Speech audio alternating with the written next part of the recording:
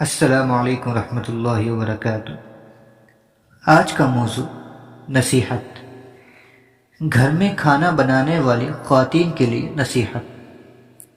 آج گھروں میں کھانا بنانے والی خواتین سے مخاطب ہوں کہ آپ بہنیں جو کھانا بناتی ہیں وہ آپ کے گھر والوں کے جسموں میں جاتا ہے اور یہی ان کے جسموں کی غذا بنتا ہے، اور آپ کے بنائے ہوئے کھانے کے گھر کے لوگوں پر بے حد منفی یا مثبت اثرات مرتب ہوتے ہیں۔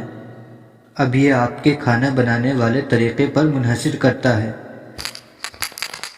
اگر آپ کھانا بناتے وقت اپنی مکمل صفائی کا خیال نہ رکھیں، غفلت کے ساتھ کھانا بنائیں، کھانا بناتے ہوئے سر پر دوپٹہ موجود نہیں ہے، کھانا بناتے ہوئے ادھر ادھر کی گفتگو، فضول کی باتیں ہو رہی ہیں، یا کسی کی چغلی کر رہی ہیں، شوہر کے ساتھ جھگڑا کر رہی ہیں، یا بچوں کو ڈانٹ رہی ہیں، یا کسی بھی بات پر منفی رویہ اختیار کیے ہوئے ہیں، تو واللہ یقین جانیں اس دوران بننے والا کھانے کی تمام برکتیں تو پہلے ہی اڑ جائیں گی۔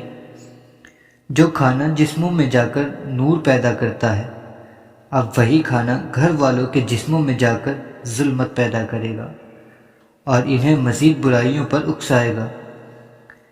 لہٰذا کھانا بنانے والی خواتین کو چاہیے کہ اول تو پہلے وضو کر لے، سر پر دوپٹہ رکھ لے اور ذکر و فکر کے ساتھ کھانا بنائے، مطلب کہ کھانا بناتے ہوئے اپنی زبان کو فضولیات کی بجائے اللہ کے ذکر سے تر رکھے، تاکہ اس کھانے میں مردوں سمیت تمام گھر والوں کے دلوں پر نیکیوں کے اثرات مرتب ہوں اور کئی برائیوں سے دوری ہوتی چلی جائے۔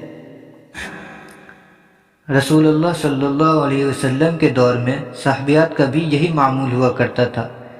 جب وہ کھانا بنانے جاتے پہلے وضو کرتی، پھر آگے قدم بڑھاتی اور کھانا بناتے ہوئے اپنی زبان کو اللہ کے ذکر میں مشغول رکھتی۔ بڑے بڑے اولیاء کرام کی بیویوں کا بھی یہی طریقہ ہوا کرتا تھا کہ کھانا بناتے ہوئے نہ صرف ہاتھ چلتے تھے بلکہ زبان اور دل بھی اللہ کے ذکر میں مشغول رہتے تھے۔